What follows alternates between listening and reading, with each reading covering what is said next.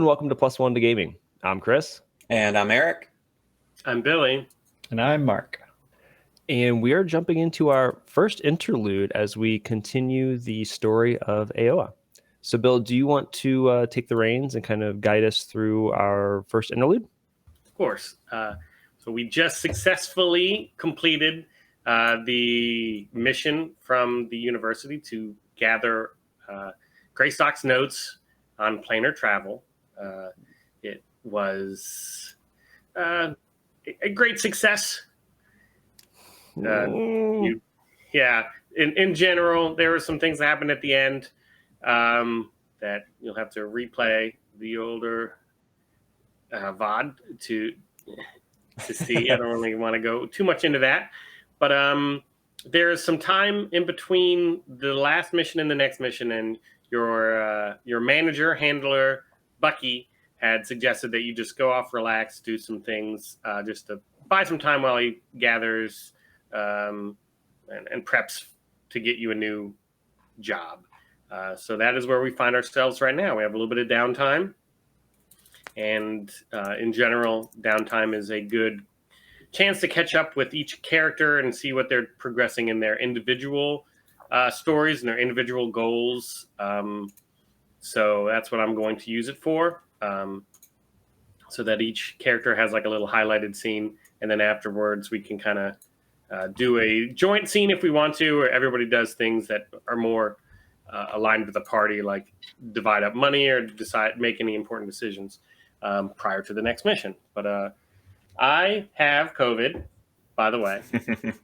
So lots of grace given.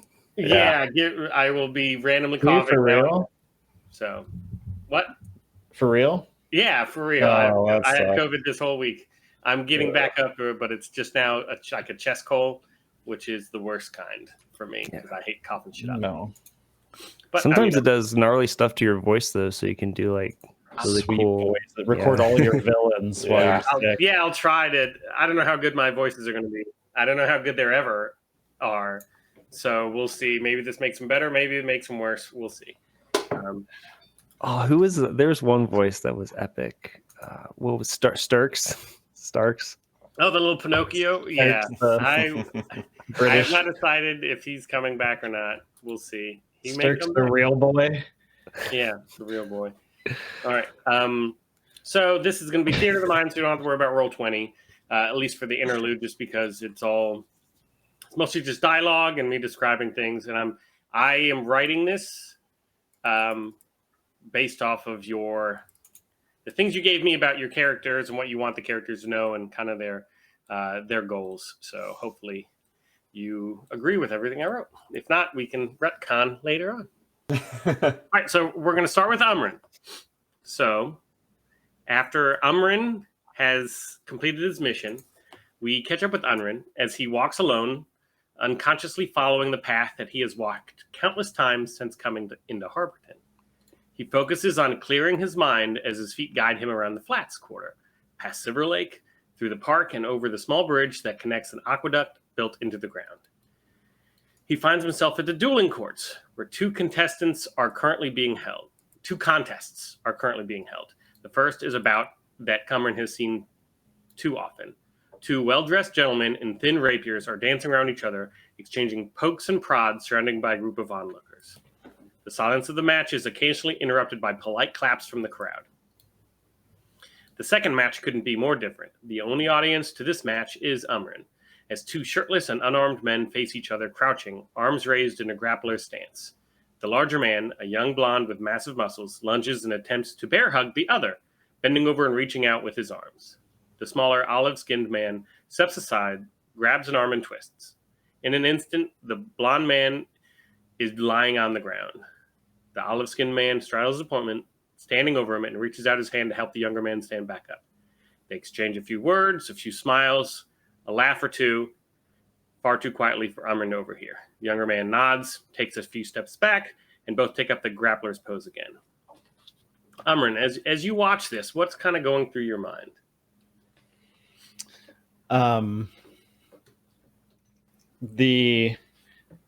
Watching the techniques, seeing how I think how the one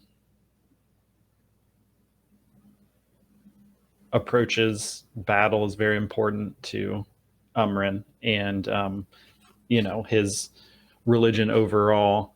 So he'd be looking for, to see if they're have any kind of new things that maybe he hasn't seen before, or not necessarily judging in his head, but kind of ranking things as you might if you were watching, like a sport that you knew the rules to.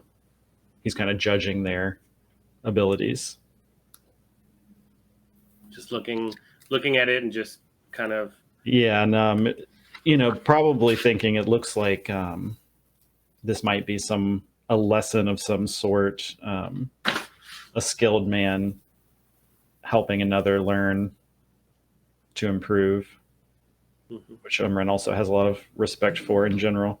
Yeah, did you have like a mentor like that? There's been some who have taught him, different techniques and things, but his biggest kind of influence overall.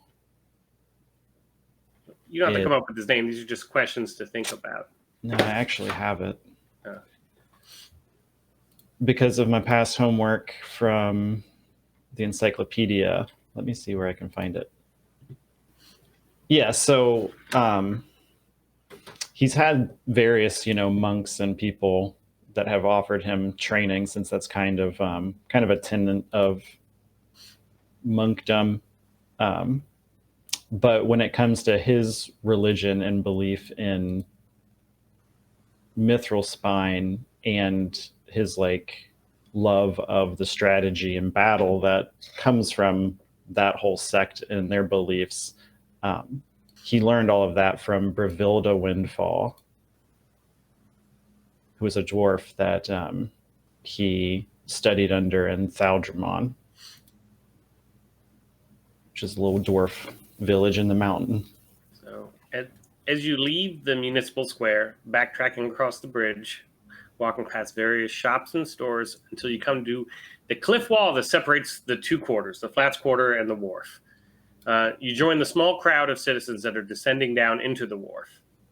The mill elevator stands to your left, but only a single cart with a well-dressed merchant is loading onto the platform. The rest shuffle towards the narrow stone staircase cut into the cliffs. For most of the wharfians, residents of the wharf, the 2 silver fare for the elevator might as well be a king's ransom. And you are very capable of paying that, but as a man of action, I don't know, do you take the elevator often, or you just you usually take the stairs? It's like 50 feet up. It's a pretty heavy staircase. Yeah, I mean, I wouldn't be opposed to taking the elevator, but on my way in, I'm going down into the wharf, you said? Mm-hmm. Yeah, so if I'm headed into the wharf, when I walk this path, I'm looking for the people and their interactions, and part of that is reconnecting with, the common man and leaving the nicer parts of the city. So I would walk down the stairs, at least in this instance, since I'm not in a large hurry. I'm just kind of looking for people, especially, any short people. There might be dwarves. Well, as you see, as you walk there, you do see a dwarf. You see an elderly dwarf woman making her way to the staircase. She's leaning heavily on her cane. She's taking these tiny little steps, slowly working her way over to the staircase. And, she looks like she's struggling just to walk in a straight line. How's she dressed? She looks like she's not the most well-off person. She's, she's traditional dwarf garbs, but they're older. Of course, for being an elderly dwarf, she's probably hundreds of years old. So these clothes may be hundreds of years old. She has more of just a comfortable, like a blouse on. I don't know what, and not pants, but like a long dress. But more dwarven build, so it's more functional than it is fashion. And she has her hair wrapped up in like a babushka, like a Eastern European woman. And she just you see her taking little steps at a time, putting both hands on her cane as she's walking. I want to rush like over to her, beat her to the stairs. Of course, yeah. Hello, ma'am. Hello. Excuse me. Oh, yes. I'm sorry to interrupt your travels, but I was wondering if you might do me the honor of riding the elevator with me down into the wharf. Elevator. I Yes, ma'am. You see, I've got business down there, but quite honestly, it's a bit embarrassing. Let's say I'm afraid to ride on the thing. I haven't done it very often, and you seem quite capable of chatting and taking my mind off the issue. So you would do me a great service, and I would pay the way for you, of course.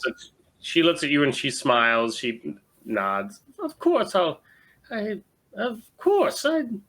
understand why it can be scary. It's a moving contraption flinging through the air.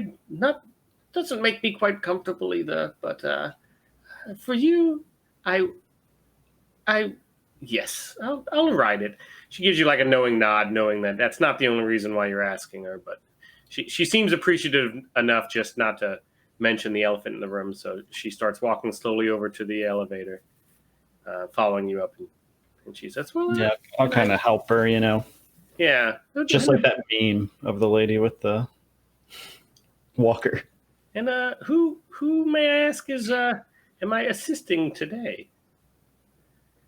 Oh, ma'am, my name is Umren. Umren. It's a Yes. pretty name. Well, thank you. My name is Tilly Silverstream.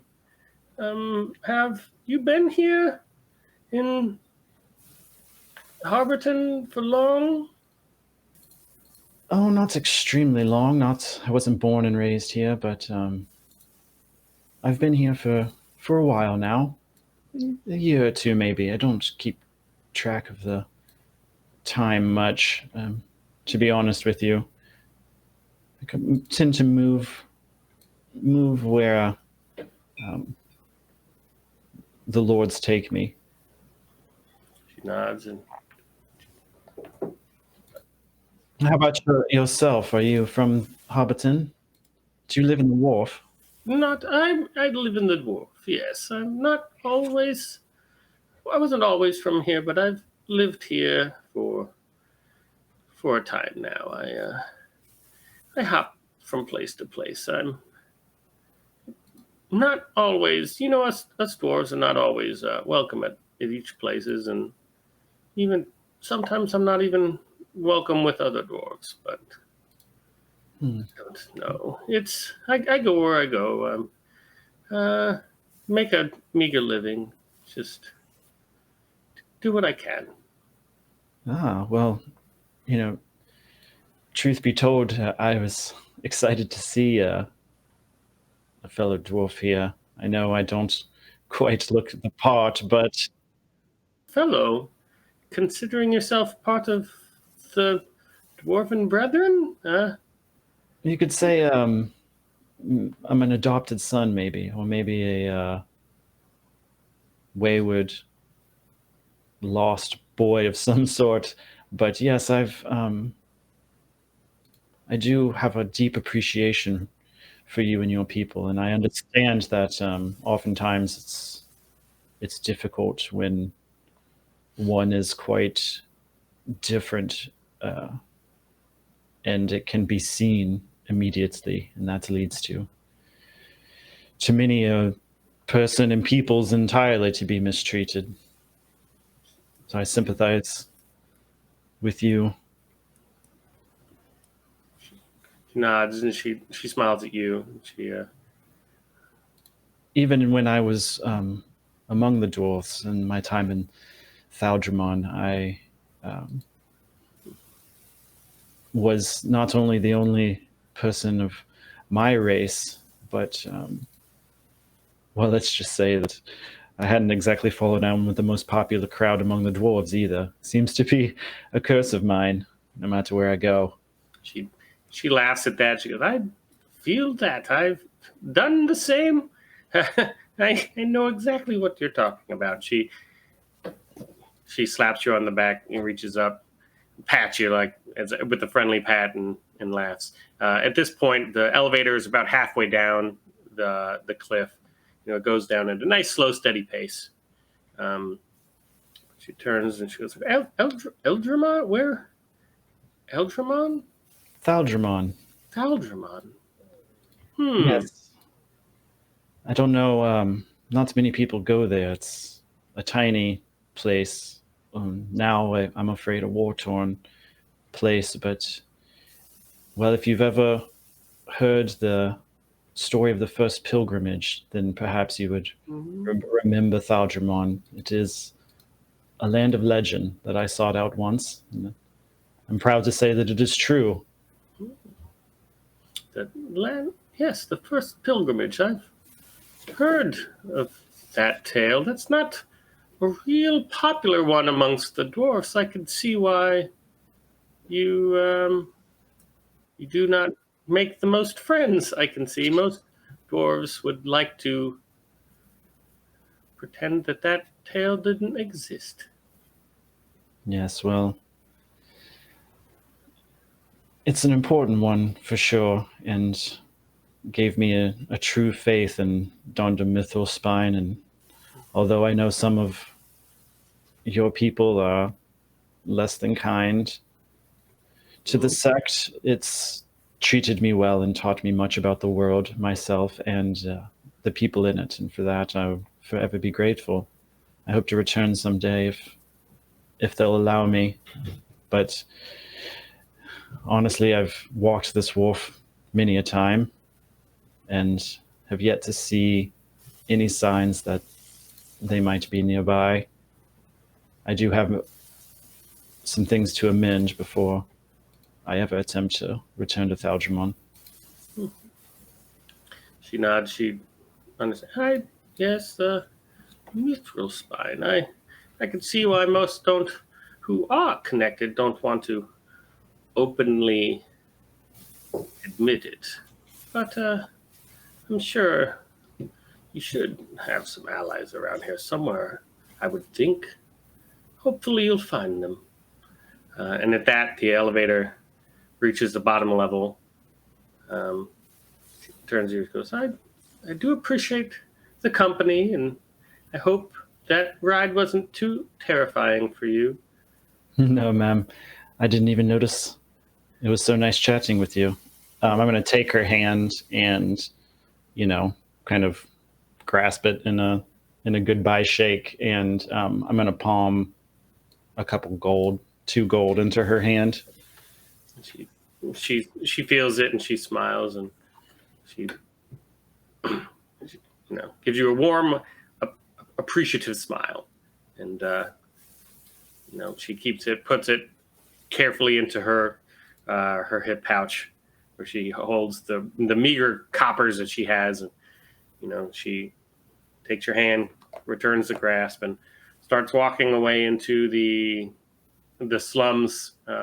But after taking a few steps, she turns around and goes, "Oh, one thing before you leave. Oh yes. You sound like you know your way around a dwarven altar. Do you mind burning my votive? I was heading there now, but I fear I won't make it by sundown on these old legs." So she reaches into her bag and pulls out a handmade candle and hands it to you. These gods are fickle things. I can't have them angry at me now.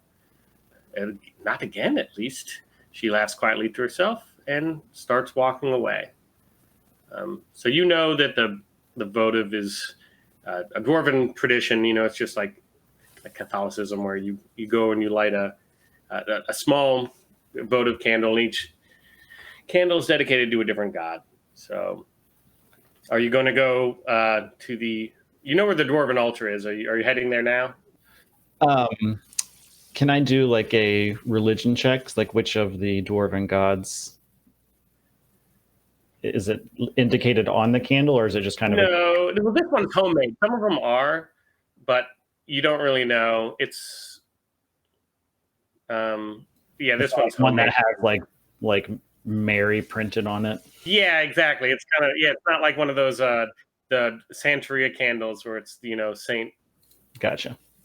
Saint whoever. Now they make them for like Yeah. Okay. Well, I was wanted to do kind of my loop through the wharf that I often do, so I'll carry it with me as I go there, and keeping an eye out for any symbols or anything of Mithrilspine, but I'll head towards the altar. So you walk towards the slum, towards the mine entrance. Even though the sun is letting, the activity at the mine does not seem to be waning. Daylight makes no difference underground. Near the mine entrance, you find the stone altar already covered in candles. The metal-infused wax of the votives burn with a variety of colors for their respective gods. You see most are burning yellow for Darvin Ironhands, god of the forge. Others burn red for Brenna Stoneheart, goddess of perseverance. A few burn green for the god of the sea, Aldous Copperblood, and you even see two burning a pale silvery blue for Jorik Leadfoot, the dwarven god of death. You're gonna have to copy paste that for me. Yeah, after this I was gonna put it into Ooh, nice. Yeah, as the gods, the pantheon of dwarven gods. You scan the candles again, like you've done countless times before, but as always, you see nothing new. You size, you find a small open space for Tilly's homemade candle. You grab a thin stick from the holder next to the altar, light it, and touch it to the unlit wick. The wick ignites into a brilliant, deep blue flame, blue, the color of Nandum Mithrilspine. Oh. And scene. So I don't know how long that took, but that's about how long each interlude is going to be. Wait, is that actually the end? That's the end. Oh, damn you. Sweet. Okay, cool. Cliffhanger. I love it. We are putting on a show here. I'm trying to make it interesting, I love it. Right? No, it's very interesting. I just my heart jumped and I was like, wait, I need to run back. Oh, yeah. No, well, you could try to run back, but tricky Tilly. As DM, I'm telling you, you will not be able to find her. Okay, well, she's one of those characters.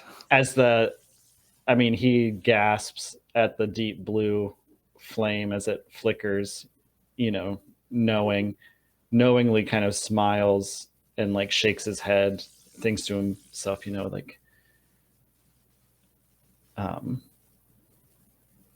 what's a brilliant deceit type of thing that would definitely win you the battle.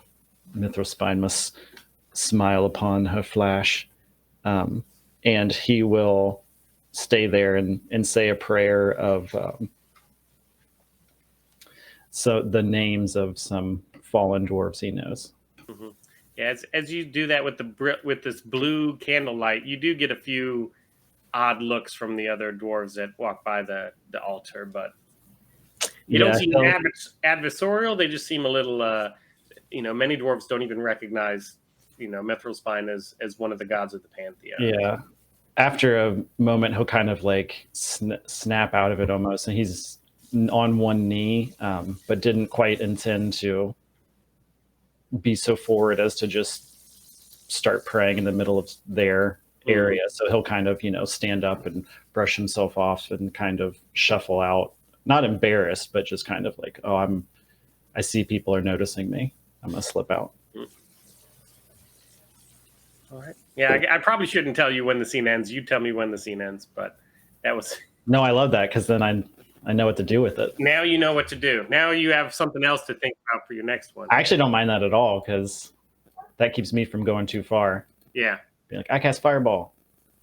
Yeah, Fireball at all the votives. Burn them all at once. If you want the gods to hear, you got to shout. Yeah. All right. We move on to the next scene. It's Lord Wizardclaws. Hey, that's me. So we find Lord Wizardclaws roaming the halls of the university.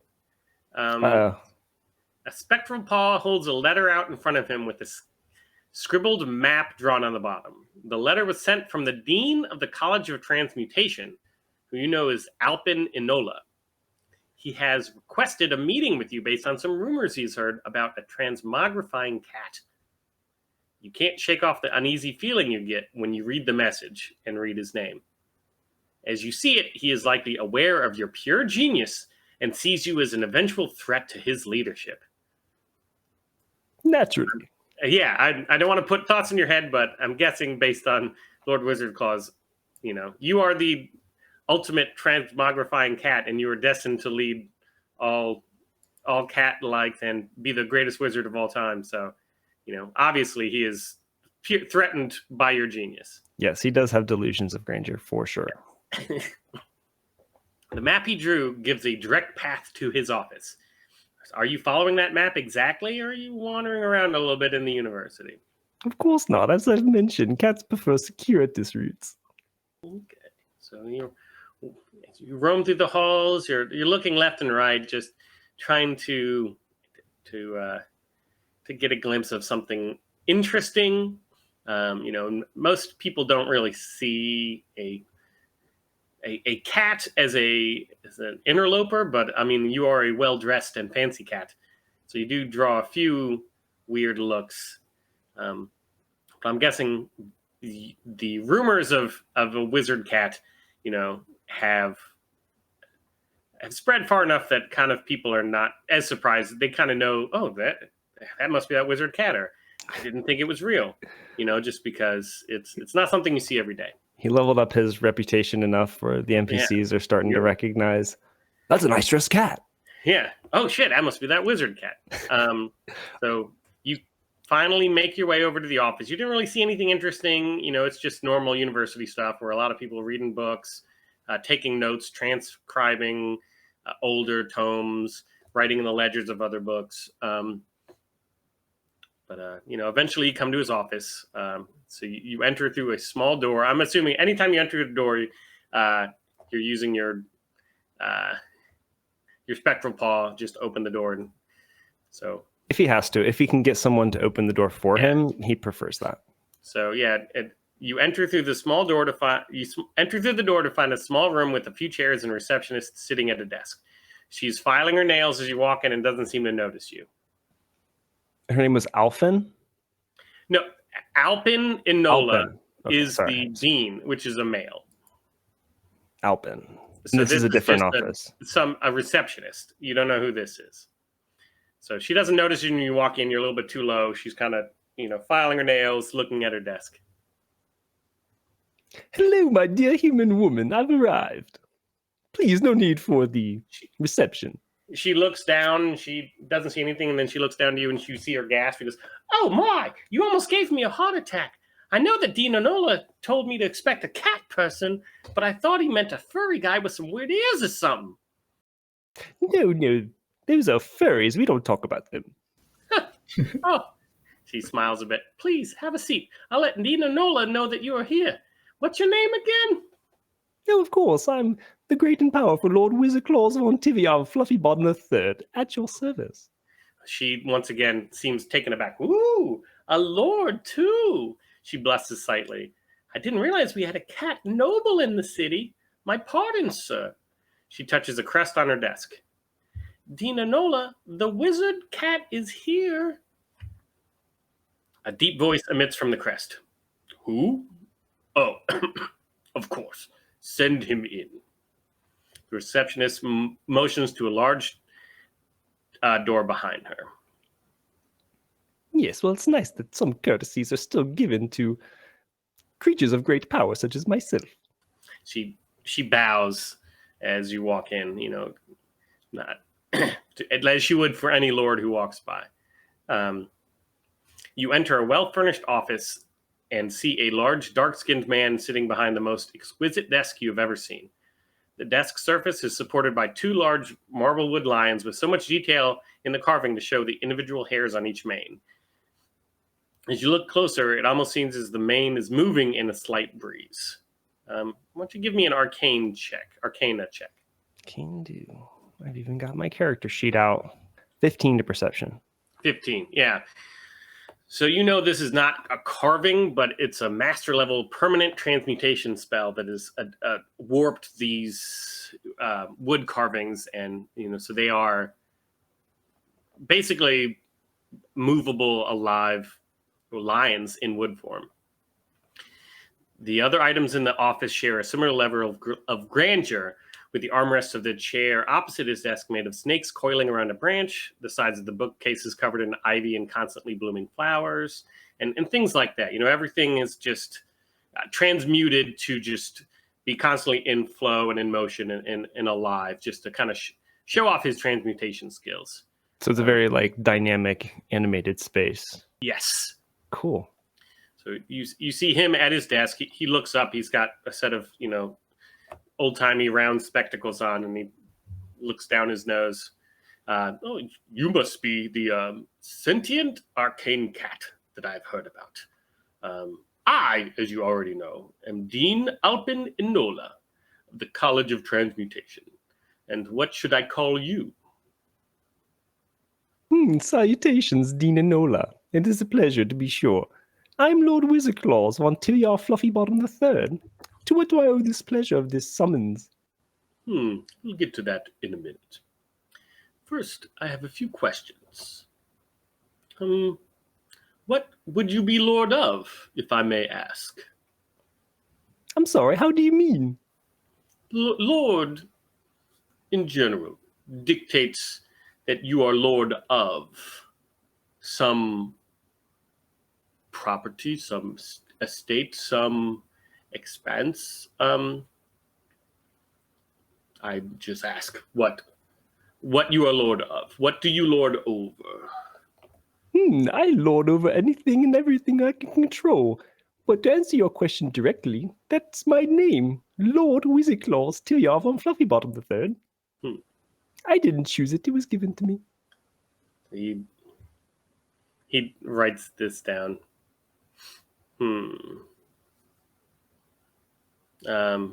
How did you come to this ability of sentience and magic? Well, it's a bit fuzzy to me, all of the details. But it did involve a magical accident that I'm not too happy to talk about. I'm very interested. I do have things that I could offer in exchange for this information. He looks down his paper. I understand that you've racked up quite a few finds in our library. I don't know what you're talking about. Am I incorrect in this? I do believe you are racking them up as we speak because some are yet unreturned.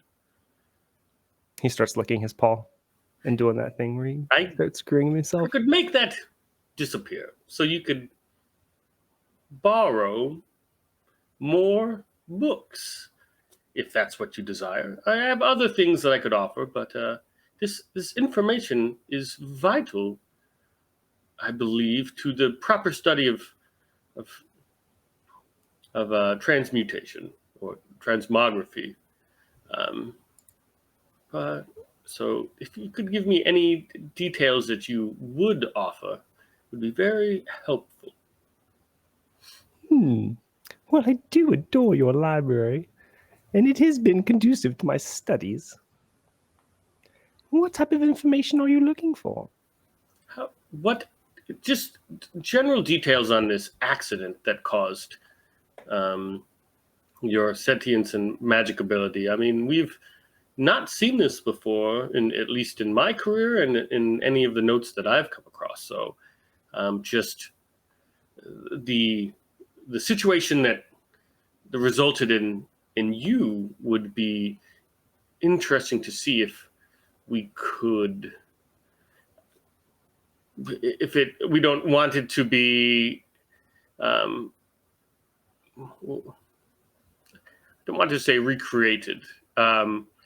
We don't want it to be an accident anymore. We wanted to make sure that we have control and to make sure that the next time it's not something less, I could say, civilized than yourself, if you get my drift. I think at the mention of him saying like recreate and control, his like little hackles kind of stand on edge a little bit, and he gets quite uncomfortable, but he doesn't try to show a whole lot. But what he does respond with is, well, you see, I wasn't always born with these magical abilities and incredible intelligence, but the time before that was very fuzzy and only bits of fragments, so I don't know if I remember anything that would be helpful to you. Understandable. That's disappointing, but I think if you know,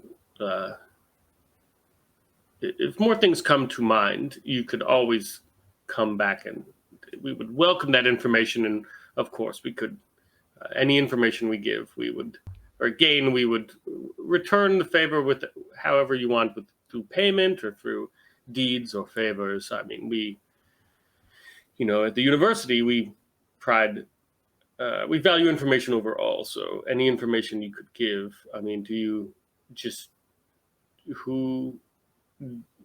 you know who made this accident? Was there a wizard involved? Yeah, I wonder if this would be common knowledge, because sort of out of character, but like Abius Tiviar, the wizard that was responsible, was, I think, a college professor. Yeah. And so I don't know if maybe the college even had some kind of involvement in like brushing his what happened under the rug, or maybe they just don't know, and just like he blew up and they were just like, oh well, he just was like magic experiment gone awry, and these things happen sometimes. I'm not sure. I think from my things, that they know what happened to him, but they did not know that you were created from it. They know that he had perished in an accident, but they were not aware of the magical cat to be formed from it. Yes, well, he did keep the last name, so maybe Tiviar would have the family name. Oh, yeah. Would ring a bell. I did not realize that. Yeah, you had that last name, so he understands. Yeah, Dean Enola would definitely remember Abius Tiviar. Yes, oh for sure. That's absolutely. And in fact, like it could even be even closer, where like Tiviar was actually studying under the dean, or maybe they were colleagues or friends or something. Yeah, absolutely was. So I was trying to get to the point where he would, but I forgot that it's in your. Yeah, it's in. That's your okay. Name. Yeah, Rewind. retcon that as soon as you said your name, it's like yeah, Abe Tiviar was involved. Why am I not surprised? He sighs deeply. Such a tragedy. A brilliant mind led astray. He reaches out a spherical glass paperweight on his desk, and it turns into a crystal goblet in his hand.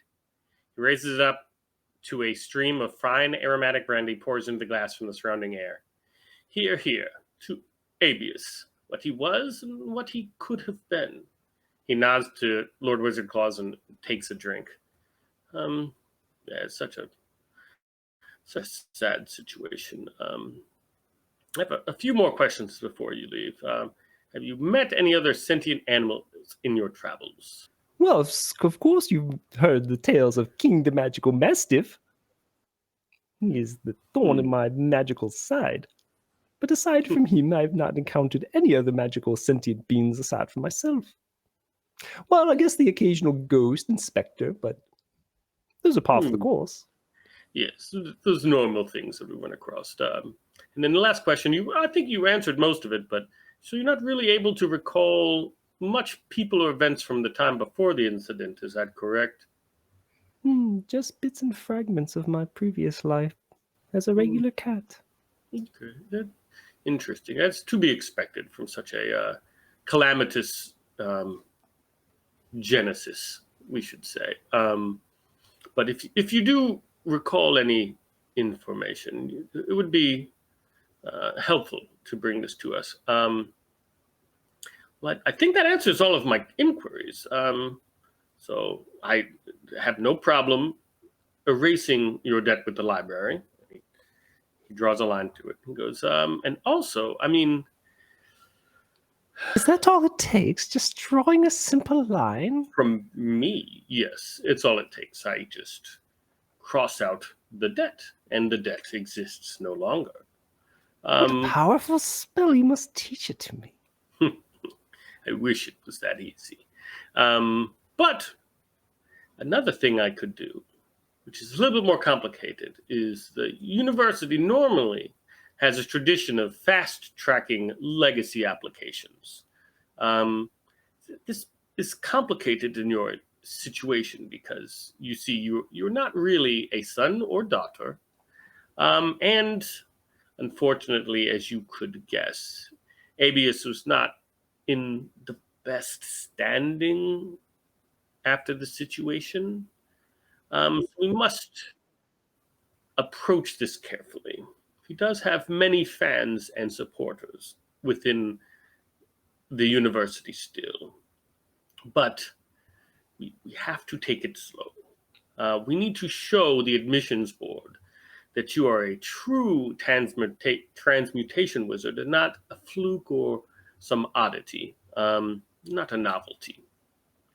So, do you mind if I could inspect your transmutation stone? Oh, well, I've been a bit indisposed at the moment, working on it. It's on my to-do list. Of course. I apologize for the assumption.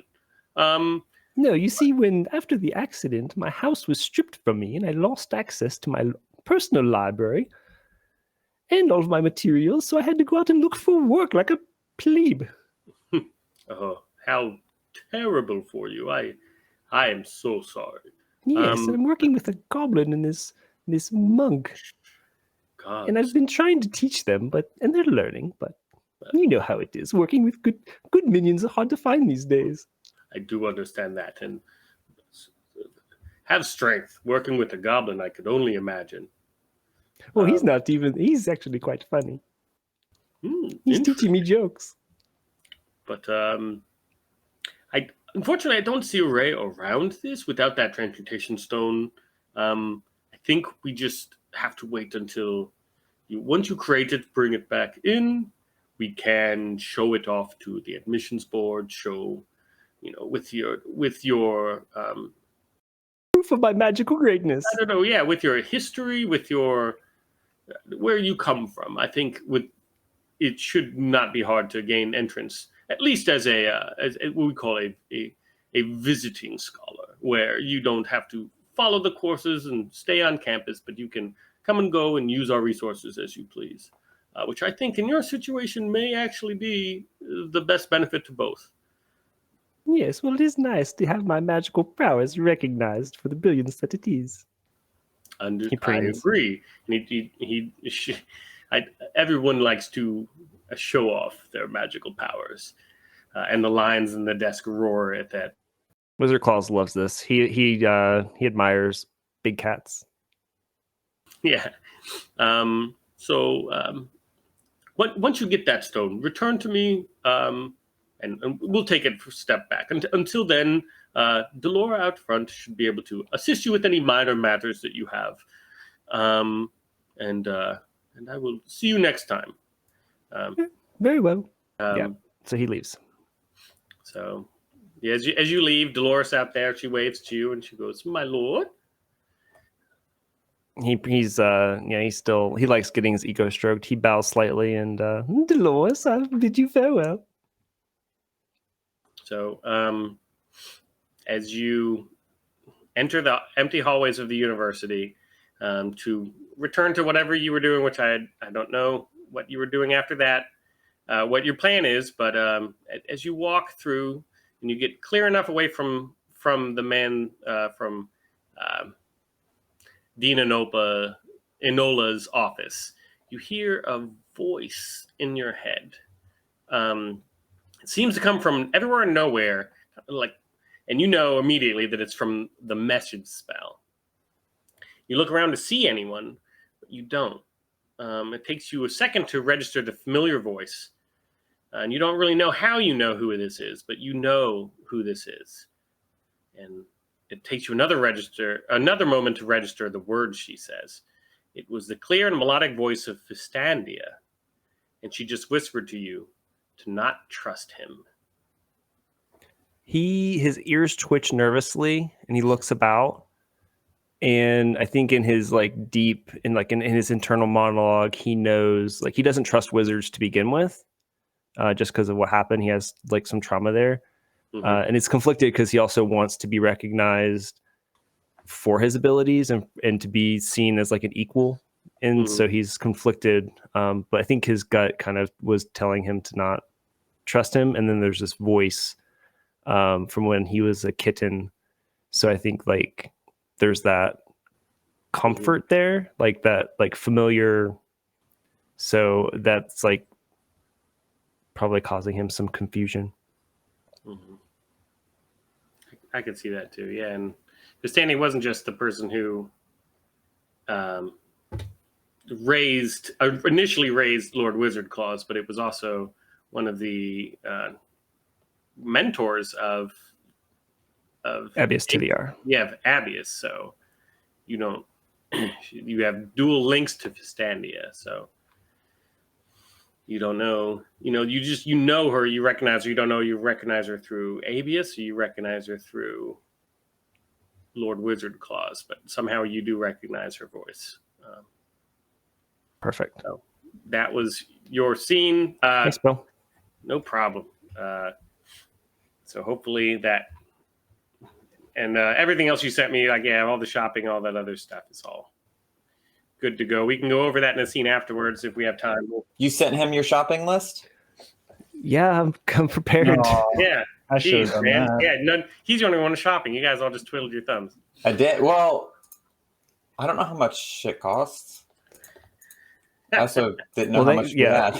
So there's two parts of the equation that I don't have the numbers to. Should ask beforehand. You could have gone shopping while we were doing our scenes. Now can't. Could have. I didn't want to interrupt.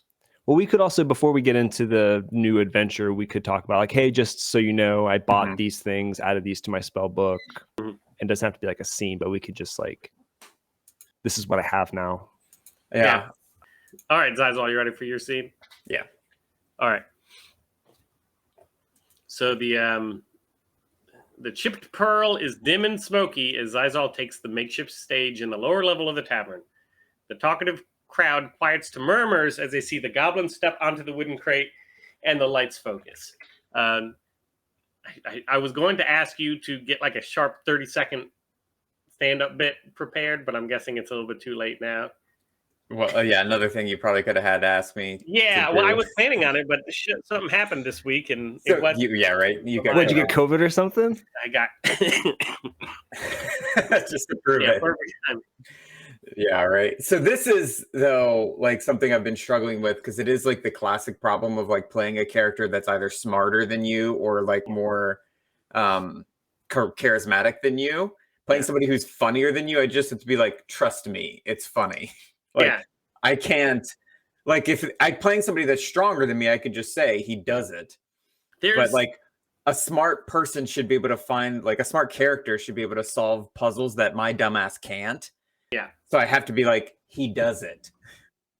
And that's, I don't know. I've been struggling with that. If you do it in a funny way. So there's a musical number in 30 Rock when Jenna and Liz redo their college skit. I don't know if you saw that episode. It's supposedly the funniest skit ever, and it's just it's a montage of them making a bunch of just crazy things, and it's just the song over it talks about how this is the funniest skit that's ever existed, and it's the funniest thing. It's kind of like a Tenacious D's greatest song in the world. Best song in the world. Yeah, it's so if you do it that way, it kind of works. But I kind of assumed. That's why. So we'll just say that Xyzal goes on stage and he busts out his normal routine. Damn. I wish you had given me a heads up. I probably could have written something, even if not funny, at least something.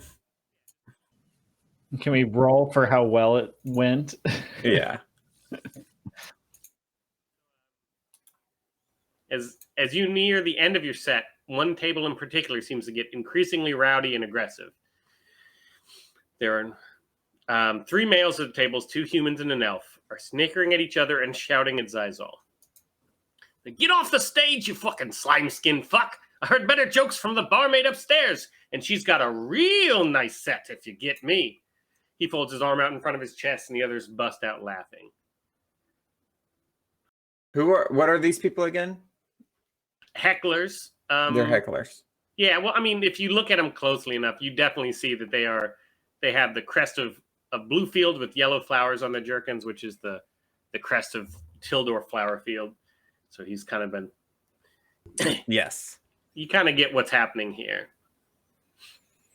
So they're just heckling you, and you know, as you're getting to the end of the set and just booing and fucking get off the stage! Get off the stage, not funny! I'm trying to figure out how Xyzal feels about this. It definitely like stops him a little, stops his rhythm.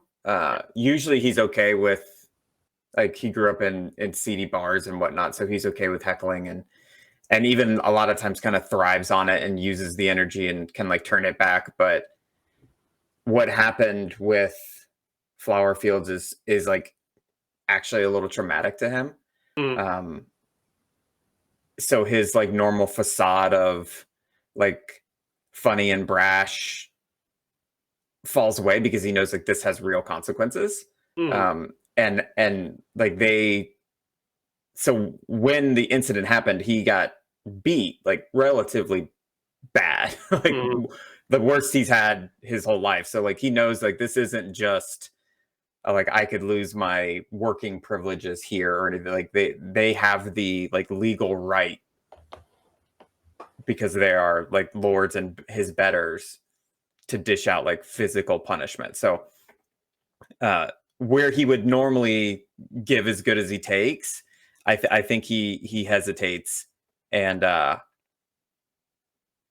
probably like cuts his set short and thanks the crowd and like walks off quickly. Yeah, seeing as you walk off, you kind of look over and you make eyes with a large half orc bouncer. You know him. It's Pete the bouncer, and he looks at you a little confused as you hurry off the stage because he's used to you giving it back.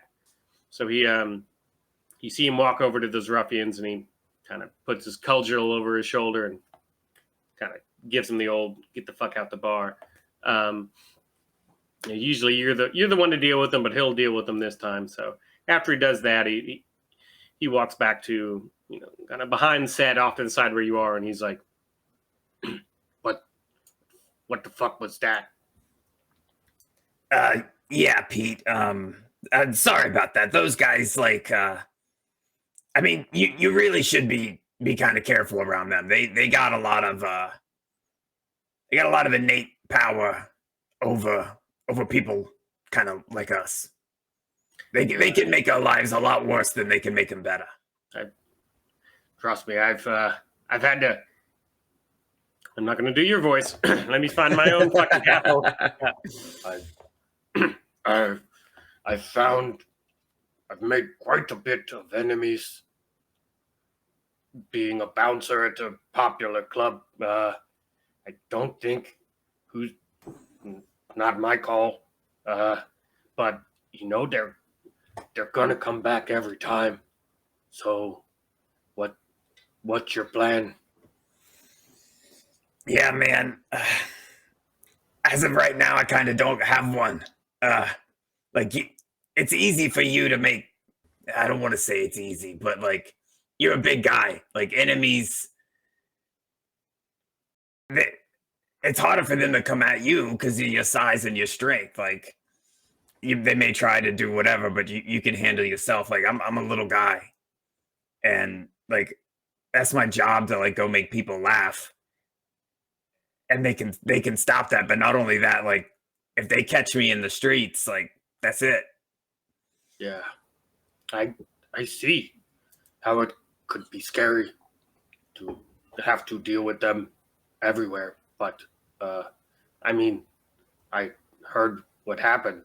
I mean that's not the only time that's happened before. I've got complaints from patrons that after they heckle you and you respond and they get a headache or get blurry vision for a split second.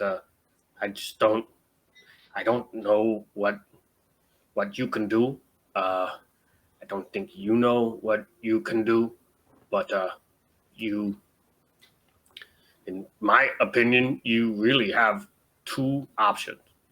You can figure out how you are accidentally hurting them and stop, or you could learn to hurt them on purpose and badly. Yeah.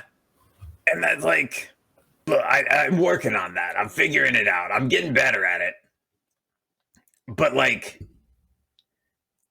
sometimes it happens when I don't want it to. I can usually nowadays make it happen when I do want it to. But here's the thing, Pete, like, if I hurt one of them and there's 5 of them and the other 4 come at me, like, what am I going to do? You know, like, or and they call the guards and like this little goblin shot mind bullets at me. They're going to beat me to death. Like, I don't have a ton of, like, my option then is don't engage. But if they keep engaging, like, I keep getting pushed out and pushed back. I don't know what the solution is, man.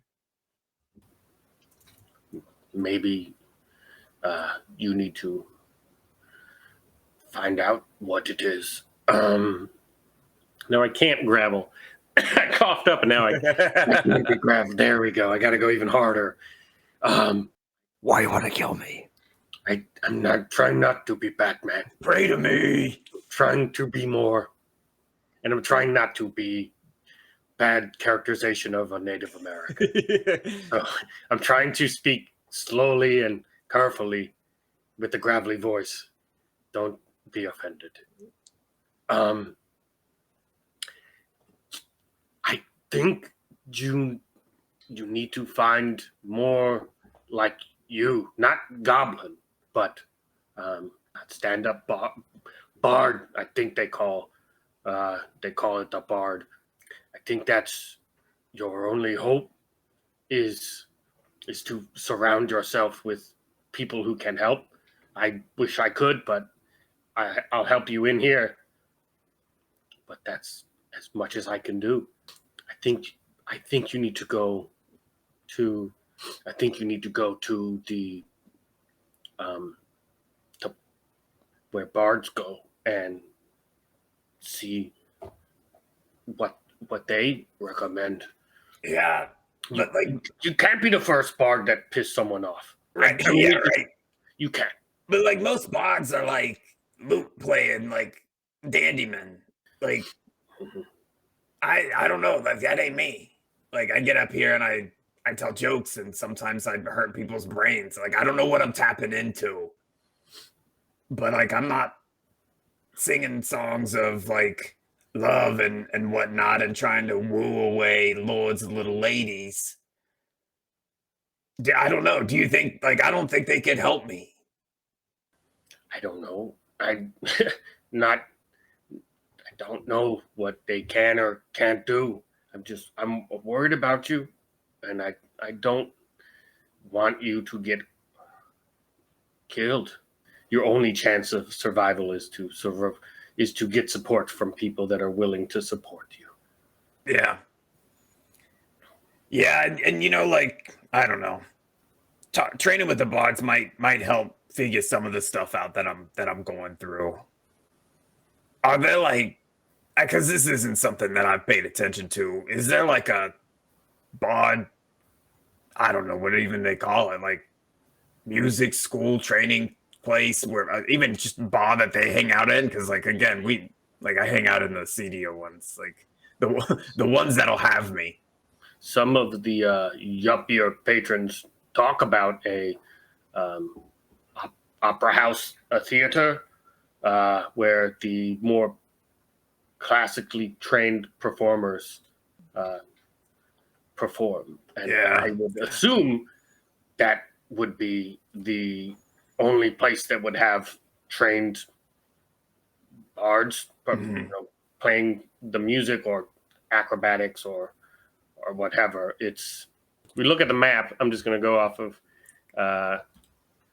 where it is. I like that Billy's having to deal with losing a gruffy voice because that happens every session for me. In the beginning, it's good, and then just like it gets shittier and shittier as it goes. And I got to keep going deeper, and then I dove back to here, and I got to go. You lose it. Right. My next character's voice sounds like my voice.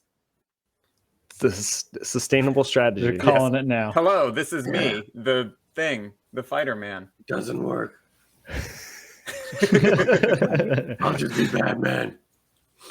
So if you look on the map to the southwest of the Lake of the Four on the Plateau Quarter, you see the Opera House, and it's connected to the Temple of Dormont, which is he's the Lord of Fire, which is like charisma.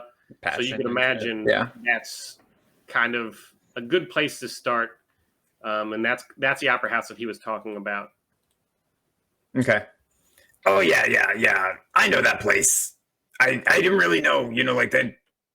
I didn't know what they did in there. Like I never had a reason to go in or anything. God, I'm kind of annoyed by this already. I don't want to hang out with these actors and musicians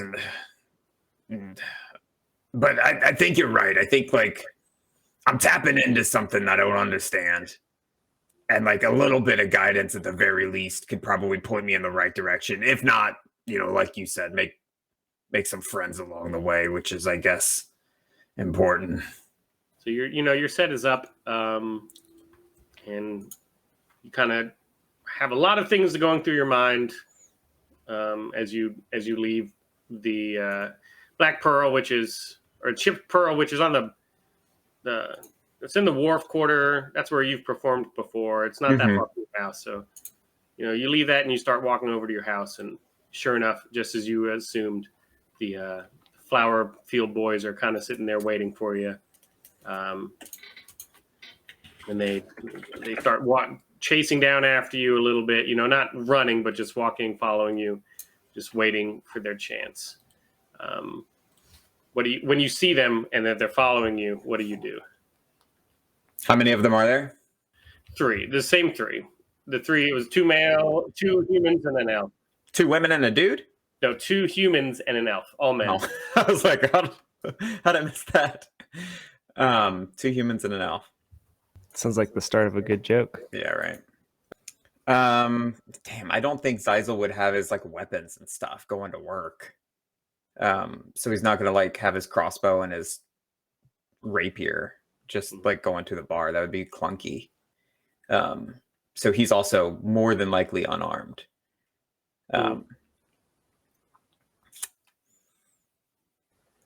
So he turns around and like, hey fellas, I saw you at the show tonight. I thought like you did good.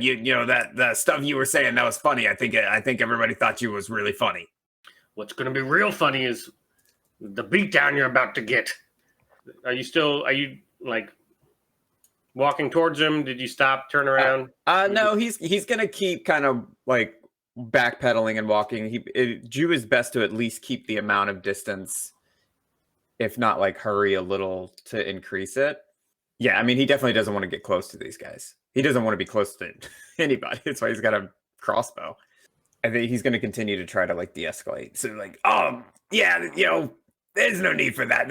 I get it. You guys like, you did enough back there. I think like we can all go home and feel proud about what we did today and not have to resort to fisticuffs. They laugh and smirk at they see what you're trying to do. You're a little bit scared, and they start walking up onto you a little bit more aggressively. As they do, just out of the shadows off to your right, this looks like a little 10-year-old kid just walks up. And he turns to you and he goes, You're Xyzal, right?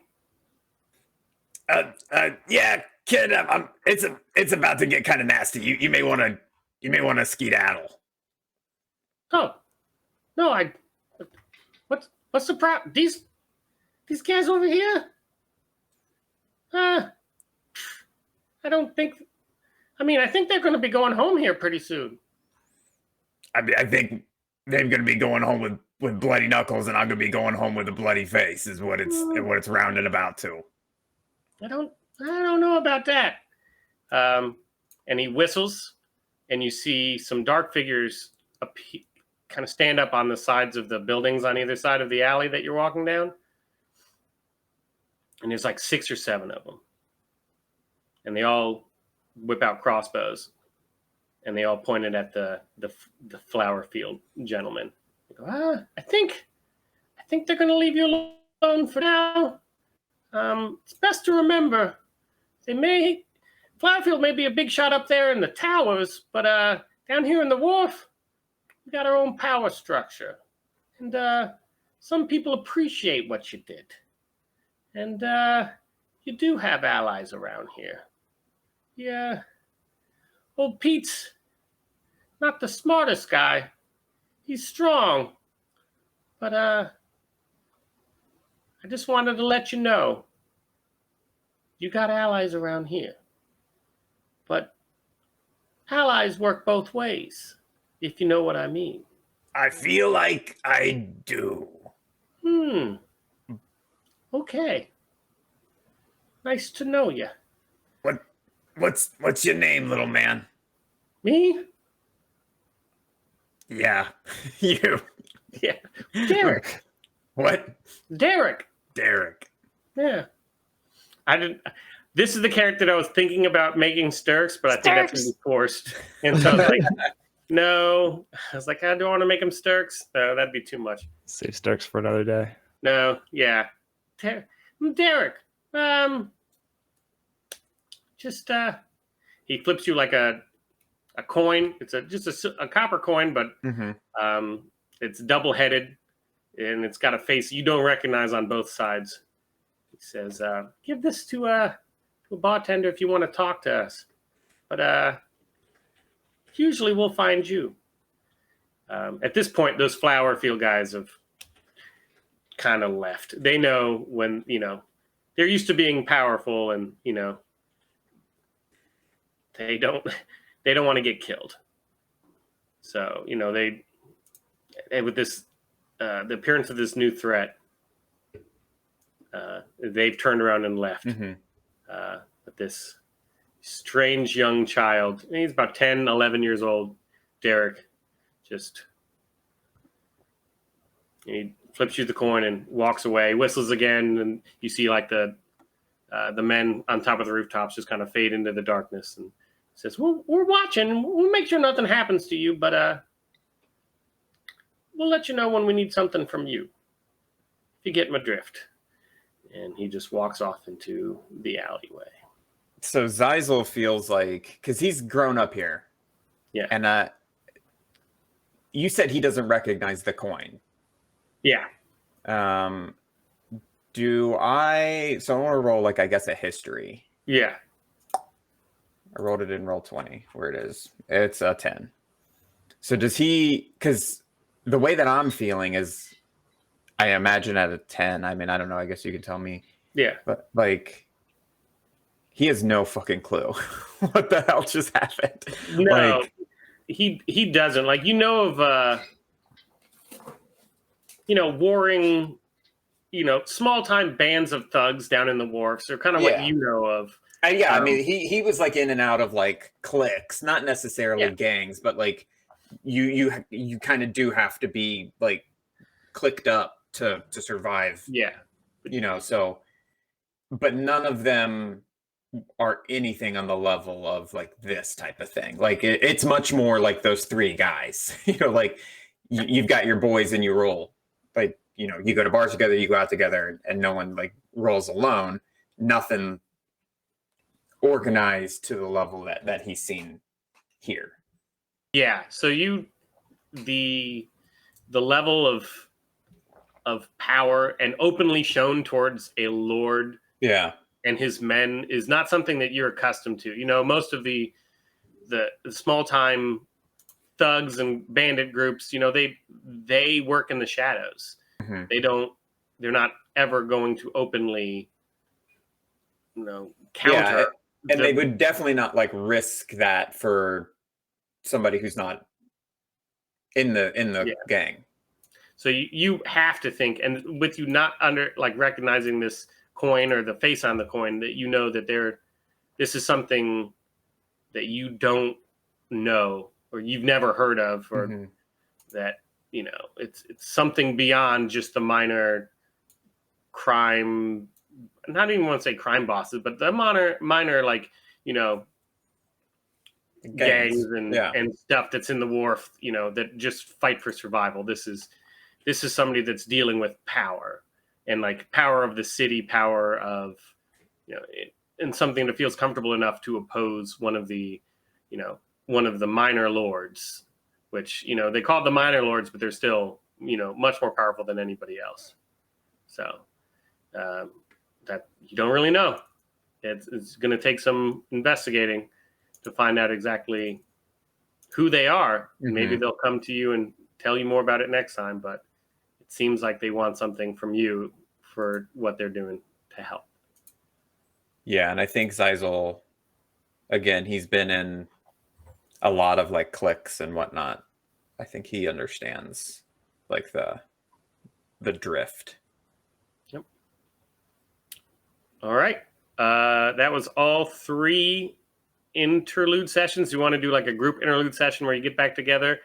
Yeah, then maybe we could do like a little group scene. I don't know if you guys had a chance to shop behind the scenes or see. Haven't. So just a clarification on that. Like, where are you? So I found a couple lists of like magic items, and they don't do a great job. I don't know if the economy of D&D has always been like, yeah, I don't know. Like, some things are crazy cheap, some things are crazy expensive. I don't know how much a gold is worth, so like it's hard to like extrapolate like 1-to-1. What are we working on? Like, how much is stuff? Because you gave us, I think the stuff that I bought, the list that I bought, the like crossbow and luckstone from, is like the most comprehensive list of things I've found online. I don't know if I posted it before. So like, I don't know if we're going off that. And if we are going off that, if like the amount of money we've been making is representative, like if it is in line with that, or where we make it too much, too little, like, I don't know. But this is where I bought stuff from the money that Billy gave us at the beginning. Yeah, I just used the player's handbook. But the player's handbook doesn't have prices, does it? It gives you price ranges. It gives you ranges, yeah. But the ranges are huge. Yeah. A lot of times. Yeah, it does get tough because you have to kind of roll that into consideration.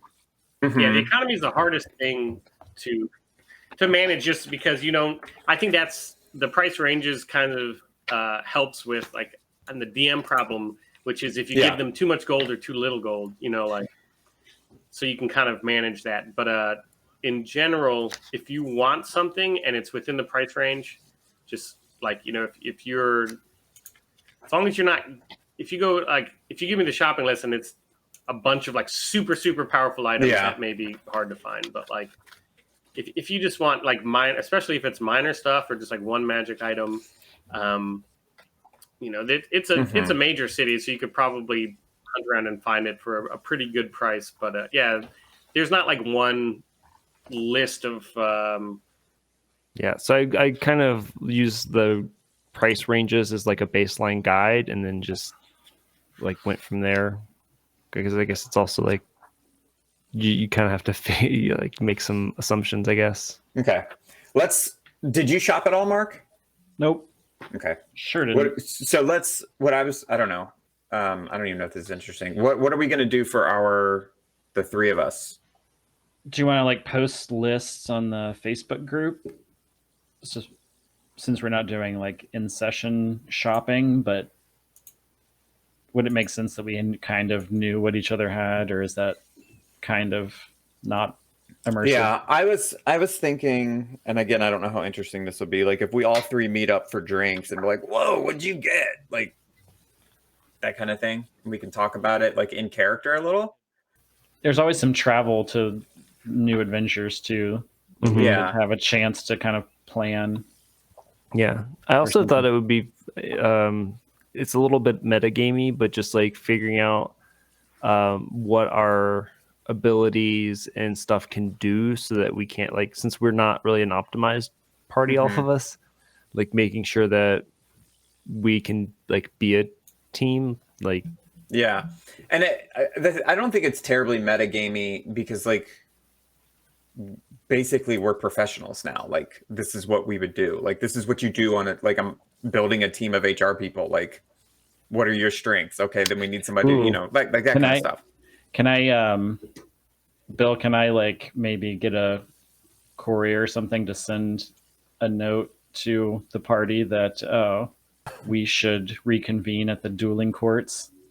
I think that's. I had an idea while I was watching them that perhaps that is what we need. Is if Umren's worried about their abilities, he's decided that maybe he should run them through some paces and suggest that they start there when they meet up next. I imagine like when we did have those combat encounters in Greystocks and Mance, that it's like Umren is the one who like knows what to do.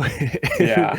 Wizardclaws and Xyzal are just like throwing magical shit and seeing what sticks. Yeah, in and a like sense. Xyzal kept. I was running in different corners, and then he like showed up behind me. What are you doing? Yeah. Doing a scene of like boot camp combat training Montage. would actually be like Yeah. With the cat and the goblin In is the public, funniest thing dueling is that you're trying to do. I think that could actually be a pretty. I'm gonna fun. have to put some money down to rent the courts or however that works. If it's like I a mean- racquetball court, you have to. Yeah. I mean, we could even just do it in like a field outside. No, that's true. Yeah. Well, we have like maybe 20 We're gonna start with minutes. observation at the. Do you want to try and do that scene, or do you want to do it next time? Sure, we could do it now. Oh, look, a letter from Umren requesting us to the dueling courts. My compatriots, meet me at the dueling courts in the flats near the elevator. We have much to discuss and learn. I wonder what magical dueling we'll be able to do. Hope I don't accidentally turn anyone into a fish. But that sounds quite delicious. I'm off. And he trots to the dueling courts. Yeah, Xyzal gets it and like, oh, great. I just got out of one ass kicking. I'm about to have to get into another one for work. And he goes also. It's like when your boss calls you in because you like poor performance and you know you did something wrong. Yeah. Oh, Yes. man. So, I guess when they get there, Umren's already there. He's standing, or if there's like bleachers or something, he's there watching some combatants. And then as I don't know, whoever arrives first, he doesn't. As they walk up, he just starts narrating the battle, like. See there, he's shifted his weight to the left and thrown a leg out. His opponent continues, there you go, knocked to the ground. It's very advantageous. He kind of just makes eye contact with them as they walk up. Yes, well, if he had a prehensile tail, he had even greater balance. That's true. Is your balance quite good then, Lord Wizardclaws? Oh, yes, absolutely. I'm quite a nimbly-bimbly cat, leaping from tree to tree. Good to know. Perhaps we could use that in our future strategies. I'm glad you all could come. I've been sitting here for hours thinking. Before our next outing, it seems that this Adventurers Guild will not take lightly our participation, and they won't necessarily send us on simple errands. What we thought was finding a notebook turned out to be so much more. They quite undersold that job, didn't they? They did. Although I do appreciate being able to up the fee after the fact. That was definitely due to us. But we should prepare ourselves for combat more than, well, let's say we have some things to learn.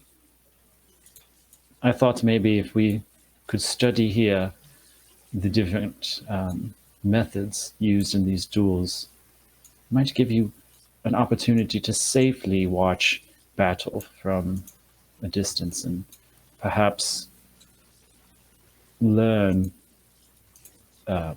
use as inspiration, think about your personal abilities and how we might be able to synergize to protect ourselves and earn the coin you need to live in this crazy, violent world of ours.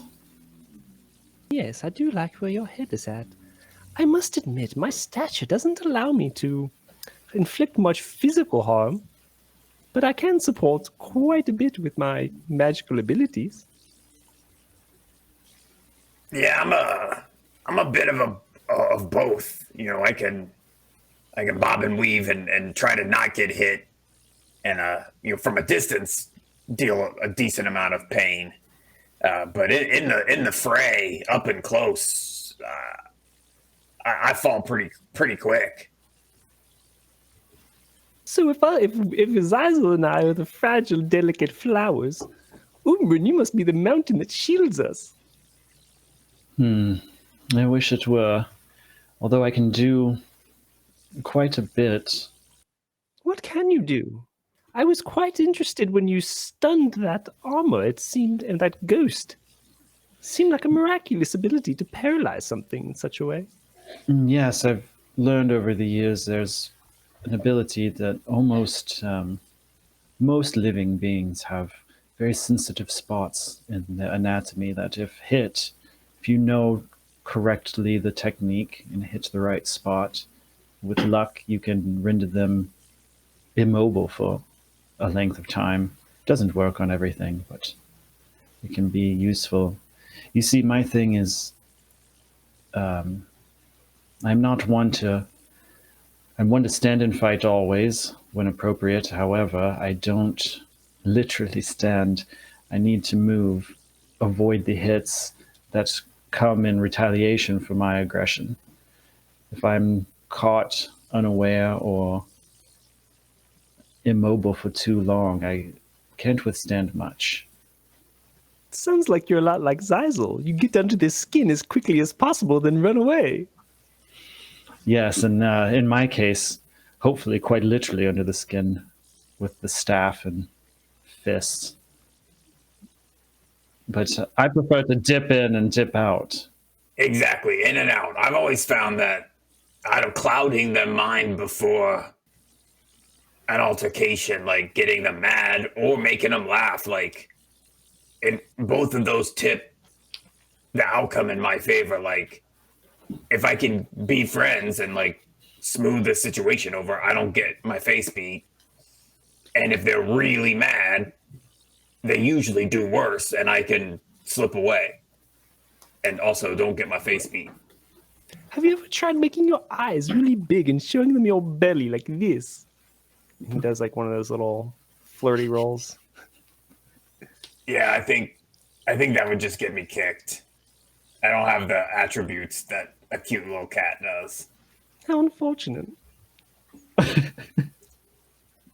Imagine him still laying on his back. How unfortunate. Yeah, story of my life. Well, yes, that's very good to know. And I too prefer to, although I do love a good conflict, don't get me wrong, I'd prefer not to get in over our heads, especially when there's work to be done. Doesn't always require a fight. Yeah. So perhaps I can use. Oh, go ahead. Sorry. Oh, you can continue on. I was just going to say perhaps it's wise to let you determine at the outset of such conflicts what might benefit you, so you can do that early before, like rush in busting heads or what have you. Yeah. I mean, I can usually talk my way out of most altercations. Like, you'd be surprised. But like that skeleton thing, like, there's no talking to that, you know? Like, I'm not going to be able to talk down beasts and monsters. So Right. we got to have a plan to deal with the things that we can't deal with peacefully. Yes, well, I have some ability to speak with most animals and creatures. But what about, like, that monster? Which we've dealt with quite a few monsters. Can you be specific? Oh, like, The monster from the other plane, the monster from the ghost, the monster. yeah, I mean, the ghosts, like, we talked down, that was fine. The skeleton one, and then the one that was in our heads. Like, if that guy comes back, I don't think like, we're gonna have to deal with that. Yes, I'm thinking of more like beasts, like birds and rabbits, maybe a bear. Yeah, I'm not super worried about birds and rabbits. Bears, though, yeah, that'd be nice. I could ask a bear not to eat you. I would appreciate that. Well, in my experience, some of the more sinister skeletons and demons and such are quick. It's quick to tell that they lack the capacity to full reason beyond their own, selfish desires or animalistic instincts. So perhaps we have a standing rule: humanoids. We perhaps attempt to either put at a disadvantage with your searing commentary or talk down. And I won't just necessarily rush in and smack everyone with a quarterstaff constantly. Yeah, I think that's a good. I mean, like, but when it comes to that, I think obviously you're at a distance as much as you can. I can attempt to tie up enemies, stun them as necessary. Xyzal, if I were to knock someone to the ground, would that give you a great advantage on your crossbow, or does it make it harder to hit? yeah. So it actually makes it harder. Like, if I was up with my rapier stabbing at him, that's easier. But typically, I won't be. It makes it harder for me to shoot him with a crossbow. Well, earlier I saw a combatant here expertly uses enemy's momentum to take him to the ground. I thought that could be useful, but I'll keep in mind that perhaps if anyone's near you, and I can take them to the ground for rapier stabs, but I won't. It's a good thing for me to know. If there are a number of enemies, what will we do in that time? It seems like we're more limited in our abilities to deal with multiple foes. Yes, I did notice that as well. I mean, I feel like you kind of focus, right? Focus on one, take it out. Focus on the other, take it out. Like, if we split our attention, we'll just get overwhelmed. Yes, I know you're still grasping your magical abilities, Xyzal, but do you have any tricks up your sleeve that can limit one's capacity to be effective in battle? Yeah, I mean, I got a couple. More than just jokes. Well, a little more. Like, I've been known to be able to just make somebody laugh uncontrollably for a while. But you have to use magic to do that. Yeah, I gotta tap into something to do it. But yeah, I can usually. The thing is, like, if it don't work, I'm out of luck. 'Tis the nature of magic. Yeah, and sometimes, like, it just don't work. I'll do my best, and I'll try to tap in, and then they're just look at me like I'm an idiot and still punch me in the face. Yes, it happens. Magic is hard. But yeah, I mean, like, if we need to, I can try that to get one person out of the fight, on the ground laughing, and then we can focus on something else. How wonderful. Yes, I can use my grubby paws to grab a hold of an enemy as well, as long as they're not too strong to break free. And that can take someone off the table, more or less. Good to know. And I also have that, as I mentioned, the ability to land a stunning strike. So we have some ability to control a crowd, which is good. Yes, I did want to ask, Umren Xyzal, how do you feel about being made larger? Larger? Yes, like What do you mean? like bigger. I mean, I think my best attributes come with being small. How would you feel about being smaller? What kind of magic are you suggesting, Cat? Can you enlargify things? Well, I've been doing a bit of practice since our last endeavor, and I have perfected the ability to make things bigger or smaller. I mean, like, I don't know if in combat being smaller would help, but like it could, like if we need to, how small? Well, I could make you double your size and bigger, or I can make your size half as small. By the gods, does that make my muscles twice as big then? Oh, I believe it does give you advantage on your strength checks and saving throws. Yes. That's good to know. Maybe if we come up into any more of those nasty doors. Yes, I believe if your magical stick is enlarged, it will do more damage as well. Oh, that could be quite...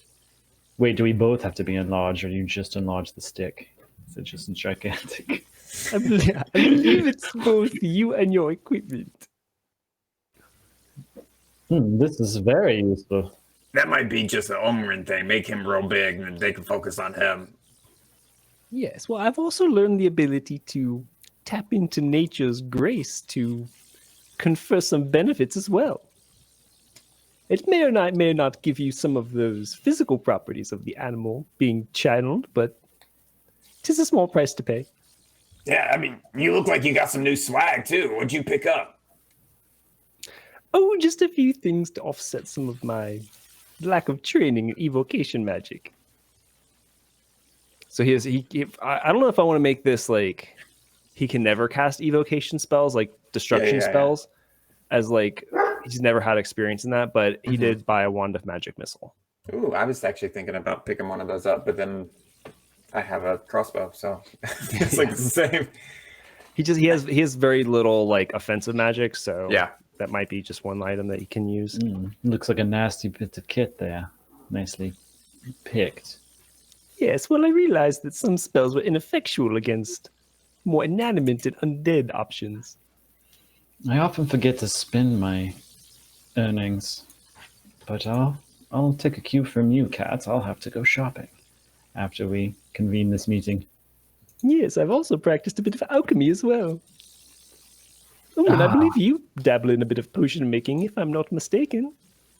I do. I have a great interest in alchemy. I always have since I was a child. Perhaps we can commiserate. Yes, it's something I need to learn much, much more about, but would love to pick up some tricks. Yeah, it feels like we have a distinct lack of healing, so we might be a potion-focused group. Yes, that was going to be another suggestion of mine, and also, if in the fray of battle you find yourself in need, I can every so often channel the strength of my hands for good, not just harm. I have the ability to do some healing. If you should need it, come to me. Yeah, I feel like it's almost always worth it to deal damage more than it is to heal in the midst of the battle. Like, stop the threat first, and then we can heal after we win. But if we don't have a way to do that, that's a pain in the butt. Yes, and I think it's something I generally reserve for keeping our numbers above whatever the enemies are. Otherwise, we may rely heavily on the potions, and it won't be something to keep you standing for very long, but in the heat of battle could give us an edge in numbers for another few seconds, which can make a difference. in the event of an emergency, what should be our egress plan? I mean, I nimbly escape from things. My general philosophy is to egress through the enemy and only retreat if it is the most strategic of decisions to live and fight another day. Well, as a small creature and one who is a little more fragile, I might be a little more prone to fleeing. Nothing personal. No, and we should, as a team, our strategy becomes to, protect us all and use our abilities equally. So, should we need to flee, would it be totally acceptable for protecting all of our members? Can you use your magics for that? Create a portal for us to simply poof. I did want to ask what your feelings were on portal travel. I have only heard of it. Yeah, I've never done it. Oh, you'll love it. It's delightful. It's the fastest way to travel. Yes, I can create wonderful halls of wonder where we can travel between. So if we ever need to escape, it might be our best plan. Also, how do you feel about magical flying? Magical flying. I've never done that either. How about traveling via form of gaseous matter? Have you been turned to gas? No. Can't say that I have. Definitely not. You guys watching that battle with that dog over there? That's crazy. Yeah, some of the woodsmen bring their animals here to practice with as well. Might have to reduce them in size. They don't go for the kill here. It's just Yeah. training. But yes, I'm especially if we should need to flee for our lives. Portal, gas, cat bus, whatever you have, I'll take it. Yeah, I'm not going to be picky if it's between that and lying dead on the floor. No, Very well. not at all. Well, it seems like we're a little better prepared for the next adventure, I think. Yes, if you I'll probably be off before we reconvene to do some shopping. If anyone should need anything for the group, let me know. Could always pick something up. Yeah, I mean, it seems like we might need a way to get in and out of some doors. Doors were a weird amount of problem this past time. That always seems to be the case. We could perhaps work on that, yes. If somebody wanted to dedicate themselves and take some training into thieves' tools, you could probably become proficient in thieves' tools, which would let you pick locks with dexterity. Yeah, Xyzal's got I would imagine, most dexterity. 16 on mine. I'm at 17. Wizardclaws is at 20. 20! Well, he also has 2 strength. Yeah. And half HP. Yeah, but would he? I mean, he could take it. I was gonna it feels take. weird. Yeah, it does. I think he could make an argument of like wanting to learn mechanics and like interested in the way of physical things, but I think he would more rely on the knock spell. I was gonna say, wouldn't he just use knock? Is knock it's like a first level spell though, right? No, it's a 2nd level spell. That seems so high. But it does work on, like, there's no limit. Yeah. There's a which limit is on my kind of spell weird. slots. Yeah, but I'm just saying, like, if somebody has like the most secure safe, the knock does not say like to a limit or anything like Yeah. I that. actually have knock any on door. my character list, but I'm stingy with spell slots, so I'd never used it. Yeah, so I would say that, like, a wizard can countermeasure against knock. Knock is a known spell, so if there's nothing you could do against it, it would be impossible to lock up any wizard treasure. So, I mean, I'm not going to eliminate knock, but I think it's way, like, as it's written, it's way too powerful to have, somebody who can do 2nd level spells be able to enter any building, anywhere, at any time. You can, I mean, like if you put time into training, you can always just train in something.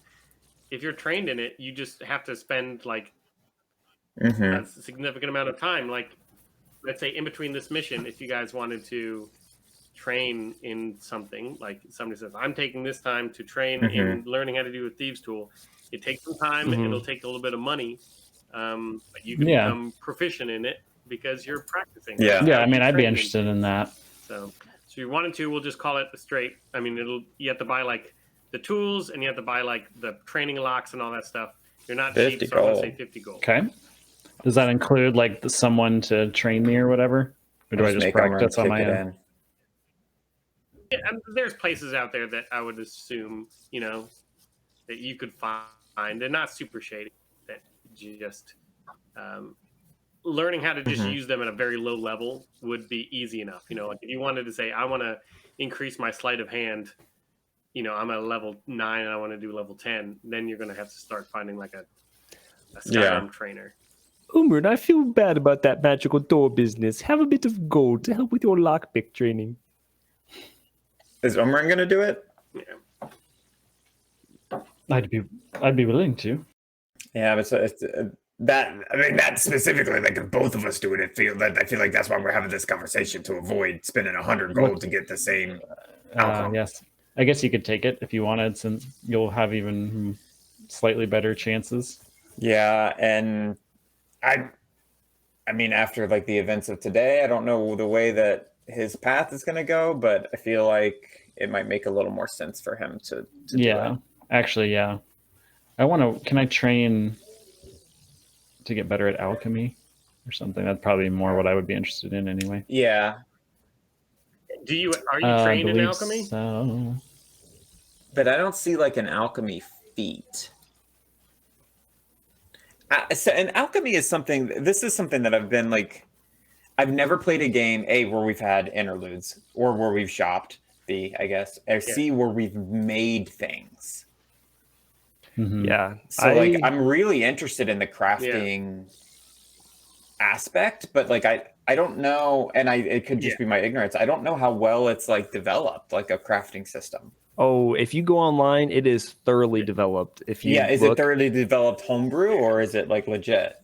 Oh, I don't know. What I did for the end of like Greystock's notes, I created 2 potions that I sent to Billy. Hey, do these jive with just the effects, and tried to keep balance in mind, and just like went from like, okay, we found a bunch of potential regents in a wizard's manse. Is there enough to make these potions with these effects?